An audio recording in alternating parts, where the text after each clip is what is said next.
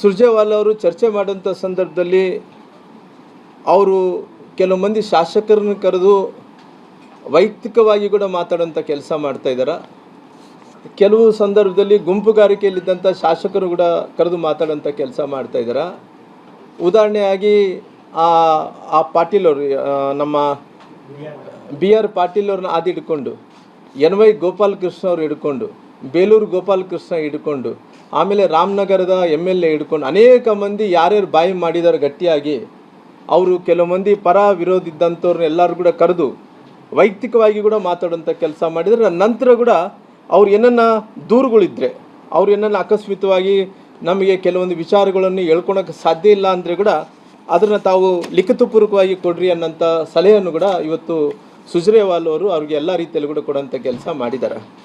ಹಂಗಾಗಿ ಇವೆಲ್ಲ ಕಾರಣಗಳು ನೋಡ್ತಾ ಇದ್ದರೆ ಒಂದು ಕಡೆ ಡೆವಲಪ್ಮೆಂಟ್ಸ್ ಅಂತ ನಿಂತೋಗಿದೆ. ಅದ್ರ ಬಗ್ಗೆ ನಾನು ಮತ್ತೆ ಪುನಃ ಡಿಬೇಟ್ ಮಾಡೋಂಥ ಕೆಲಸ ಮಾಡ್ತೀನಿ.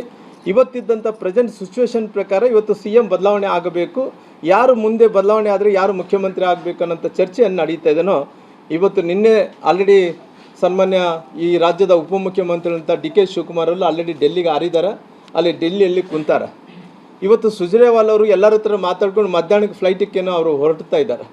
ಹಂಗಾಗಿ ಮುಖ್ಯಮಂತ್ರಿಗಳು ಕೂಡ ಮಧ್ಯಾಹ್ನಕ್ಕೇನೋ ಅವ್ರು ಕೂಡ ಫ್ಲೈಟಿಗೆ ಹೊರಡ್ತಾ ಇರೋ ಕಾರಣ ಅಲ್ಲಿ ಒಂದು ದೊಡ್ಡ ಬದಲಾವಣೆಯನ್ನು ಆಗೋಂಥ ಒಂದು ಅವಕಾಶಗಳು ತುಂಬ ಹತ್ತಿರದಿಂದ ನಾವು ನೋಡ್ತಾ ಇದ್ದೀವಿ. ಈಗಿದ್ದಂಥ ಸಂದರ್ಭದಲ್ಲಿ ನಮಗೇನು ಅಂದ್ರೆಗಿನ ಇವತ್ತು ಯಾರು ಅನ್ನೋಂಥ ವಿಚಾರ ಬಂದಂಥ ಟೈಮಲ್ಲಿ ಅವರು ಸ್ಪಷ್ಟನೆಯನ್ನು ಕೊಡಲಿ, ಬೇಡ ಅನ್ನೋಕ್ಕೆ ಹೋಗಲ್ಲ. ಯಾವ ರೀತಿಯಲ್ಲಿ ಸ್ಪಷ್ಟನೆಯನ್ನು ಕೊಡಬೇಕು, ಅವರು ಯಾರೇ ಆಗಿರ್ಬೋದು. ಅವರು ಅಲ್ಲಿ AICC ಅಧ್ಯಕ್ಷರಂಥ ಮಲ್ಲಿಕಾರ್ಜುನ್ ಖರ್ಗೆ ಅವರು ಸ್ಪಷ್ಟನೆ ಕೊಡ್ತಾರೋ, ಇಲ್ಲಿದ್ರೆ ರಾಹುಲ್ ಗಾಂಧಿಯವರು ಸ್ಪಷ್ಟನೆಯನ್ನು ಕೊಡ್ತಾರೋ, ಇಲ್ಲಿದ್ರೆ ಸೋನಿಯಾ ಗಾಂಧಿಯವರು ಸ್ಪಷ್ಟನೆಯನ್ನು ಕೊಡ್ತಾರೋ, ಇಲ್ಲಿ ಪ್ರಿಯಾಂಕಾ ಗಾಂಧಿಯವರು ಸ್ಪಷ್ಟನೆಯನ್ನು ಕೊಡ್ತಾರೋ, ಯಾರ ಅಭಿಪ್ರಾಯವನ್ನು ಕೊಡ್ರಿ, ಯಾರೇ ಸ್ಪಷ್ಟನೆಯನ್ನು ಕೊಡ್ರಿ, ಅವರು ಯಾವ ರೀತಿಯಲ್ಲಿ ಮುಂದಕ್ಕೆ ಯಾರು ಮುಖ್ಯಮಂತ್ರಿಗಳು ಅನ್ನೋಂಥದ್ದು ತೀರ್ಮಾನವನ್ನು ತಗೊಳ್ಳಿ. ಒಂದು ಕಡೆ ಸಿದ್ದರಾಮಯ್ಯನವರು ಅವರು ಹೇಳ್ತಾ ಇದ್ರು, ನಾನೇ 5 ವರ್ಷಗಳ ಕಾಲ ನಾನೇ ಮುಖ್ಯಮಂತ್ರಿ ಅನ್ನೋಂಥ ಮಾತು ಇವತ್ತು ಸಿದ್ದರಾಮಯ್ಯರು ಹೇಳ್ತಾ ಇದ್ರು. ಒಂದು ಕಡೆ DK ಶಿವಕುಮಾರ್ ಅವರು ನನಗೆ ಬೇರೆ ಅಭಿಪ್ರಾಯ, ಬೇರೆ ಮಾರ್ಗ ಇಲ್ಲಾರ್ದಂಥ ಟೈಮಲ್ಲಿ ನಾನು ಏನು ಮಾಡಲಿ ನಿಸ್ಸಹಾಯಕ ಅನ್ನೋಂಥ ಮಾತನ್ನು ಕೂಡ ಹೇಳಿದರು. ಹೇಳಿದ ಮೇಲೆ ಅವರು ಚಾಮುಂಡಿಗೆ ಹೋದಂಥ ಟೈಮಲ್ಲಿ ಕೂಡ ಅವರು ಚಾಮುಂಡಿಯಲ್ಲಿ ಪ್ರಾರ್ಥನೆ ಮಾಡೋಂಥ ಟೈಮಲ್ಲಿ ಅವ್ರು ಹೇಳಿದರು, ನನ್ನ ಪ್ರಯತ್ನ ಏನಿದೆನೋ ಅದು ಆಗಿರ್ಬೋದು, ನನ್ನ ಪ್ರಾರ್ಥನೆ ಏನಂಥದ್ದು ಅದು ಫಲ ಕೊಡುತ್ತೆ ಅನ್ನೋಂಥ ಮಾತು DK ಶಿವಕುಮಾರ್ ಅವರು ಕೂಡ ಹೇಳಿದರು. ಹೇಳಿದಂಥ ಟೈಮಲ್ಲಿ ಒಂದು ಕಡೆ ಇವತ್ತು ಇವೆಲ್ಲ ವಾತಾವರಣ ನೋಡಿದಂಥ ಟೈಮಲ್ಲಿ ಒಂದು ತೀರ್ಮಾನ ಇವತ್ತು ಮಲ್ಲಿಕಾರ್ಜುನ್ ಖರ್ಗೆ ಅವರು ತೊಗೊತಾರೋ, ಇಲ್ಲಿದ್ರಿಗಿನ ರಾಹುಲ್ ಗಾಂಧಿಯವರು ತೀರ್ಮಾನವನ್ನು ತೊಗೊತಾರೋ, ಸಿದ್ದರಾಮಯ್ಯನವರು 5 ವರ್ಷಗಳ ಕಾಲ ಮುಖ್ಯಮಂತ್ರಿ ಅಂದೇಳಿ ಅವ್ರು ಘೋಷಣೆ ಮಾಡಲಿ. ಇಲ್ಲಿದ್ರೆ ಏನಾಗುತ್ತೆ ಅಂತ ಹೇಳಿದ್ರೆ ಅಕಸ್ಮಿತವಾಗಿ ಸಿದ್ದರಾಮಯ್ಯರು ಅಲ್ಲ ಅಂದ್ರೆ ಈಗ DK ಶಿವಕುಮಾರ್ ಅವರು ಮುಖ್ಯಮಂತ್ರಿ ಅಂದೇಳಿ ಅವ್ರು ಬೇಕಾದರೆ ಅವ್ರು ಘೋಷಣೆಯನ್ನು ಮಾಡಲಿ. ಅಂದರೆ ಇವೆಲ್ಲ ನೋಡಿದಂಥ ಟೈಮಲ್ಲಿ ನನ್ನ ಅನುಮಾನ ಏನಂದ್ರೆ ಈಗ DK ಶಿವಕುಮಾರ್ ಅವರು ಏನಿದಾರನೋ ಅವರು ಮುಖ್ಯಮಂತ್ರಿ ಆಗಲಿಕ್ಕೆ ನನ್ನ ವೈಯಕ್ತಿಕವಾದಂಥ ಅಭಿಪ್ರಾಯ ಸಾಧ್ಯನೇ ಇಲ್ಲ.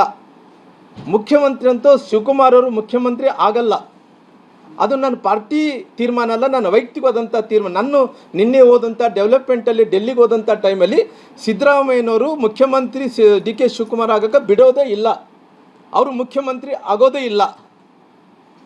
ಯಾಕಂದರೆ ಇವತ್ತು ಇವೆಲ್ಲ ನೋಡಿದಂಥ ಟೈಮಲ್ಲಿ ಒಂದು ಕಡೆ ಇವತ್ತು ಸಿದ್ದರಾಮಯ್ಯನವರು ಎಲ್ಲ ವಿಚಾರದಲ್ಲಿ ನಾನು ಕೂಡ ಹತ್ತತ್ರ ಭಾಳಷ್ಟು ವರ್ಷಗಳ ಕಾಲ ನೋಡ್ಕೊತ ಬಂದಿದ್ದೀನಿ.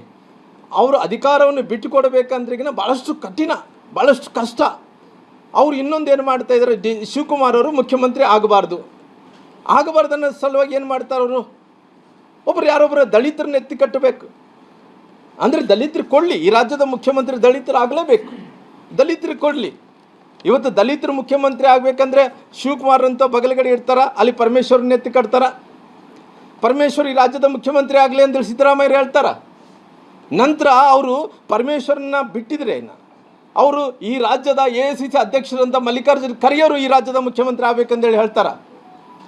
ಅಂದರೆ ಭಾಳ ಕ್ಲಿಯರಿಟಿಯಾಗಿ ನಾನು ನಿನ್ನೆ ಡೆಲ್ಲಿಯಲ್ಲಿ ಅಧ್ಯಯನ ಮಾಡೋಂಥ ಟೈಮಲ್ಲಿ ಕೆಲವು ಸ್ನೇಹಿತರ ಹತ್ರ ಮಾತಾಡಿದಂಥ ಟೈಮಲ್ಲಿ ಸಿದ್ದರಾಮಯ್ಯರು ಸ್ಪಷ್ಟನೆ ಹಿಂಗೆ ಇರ್ತಾರೆ, ಅಧಿಕಾರ ಅವರು ಬಿಟ್ಟುಕೊಡಬೇಕು. ಅದ್ರಿಗಿನ ಶಿವಕುಮಾರ್ಗಂತೂ ಮುಖ್ಯಮಂತ್ರಿಗಳಾಗಿ ಮಾಡೋಕ್ಕೆ ಸಾಧ್ಯ ಇಲ್ಲ, ಅವರು ಮಾಡೋಂಗಿದ್ರೆ ದಲಿತರು ಮಾಡ್ತಾರೆ, ದಲಿತರು ಮಾಡೋಂಗಿದ್ರೆ ಪರಮೇಶ್ವರನ ಮಾಡಲಿ, ಇಲ್ಲಿ ಅದ್ರಾಗಿನ ಮಲ್ಲಿಕಾರ್ಜುನ್ ಖರ್ಗೆ ನಾನಾಗಲಿ ಅಂತೇಳಿ ಅವರು ಒತ್ತಾಯ ಮಾಡೋಂಥ ಕೆಲಸ ಮಾಡ್ತಾರೆ. ಅದು ಮಾಡಿದರೆ ಮಾತ್ರ ಅವ್ರು ಒಪ್ಪಿಕೊಂಡಂಥ ಕೆಲಸ ಮಾಡ್ತಾರೆ. ಶಿವಕುಮಾರ್ ಅಂತ ಸೈಡ್ಲೈನು. ಅಕಸ್ಮಾತಾಗಿ ಎಸ್ ಸಿಯಲ್ಲಿ ಹಂಗಾದ್ರಿಗಿನ ಎಸ್ ಸಿಯಲ್ಲಿ ಬಂದಂಥ ಟೈಮಲ್ಲಿ ಯಾರನ್ನು ಮಾಡ್ಬೇಕಂದ್ರಿಗಿನ ಸತೀಶ್ ಜಾರಕಿಹೊಳಿಯವರು ಈ ರಾಜ್ಯದ ಮುಖ್ಯಮಂತ್ರಿಗಳಾಗಬೇಕು ಅಂತಾರೆ ಎಸ್ ಟಿಗಳಲ್ಲಿ ಬಂದಂಥ ಟೈಮಲ್ಲಿ. ಈ ವಾಲ್ಮೀಕಿ ಸಮುದಾಯದಲ್ಲಿ ಬಂದಂಥ ಟೈಮಲ್ಲಿ ಸತೀಶ್ ಅಣ್ಣವರು ಜಾರಕಿಹೊಳಿಯವ್ರನ್ನ ಮುಖ್ಯಮಂತ್ರಿ ಮಾಡ್ಬೇಕಂತಾರ. ಇವತ್ತು ಲಿಂಗಾಯತ ಸಮುದಾಯದಲ್ಲಿ ಇವತ್ತು ಮುಖ್ಯಮಂತ್ರಿ ಆಗಬೇಕನ್ನಂಥ ಹೈಕಮಾಂಡ್ ಏನಂತ ತೊಗೊಂಡ್ರಿಗಿನ ಅದೇ ರೀತಿಲಿ ನಮ್ಮ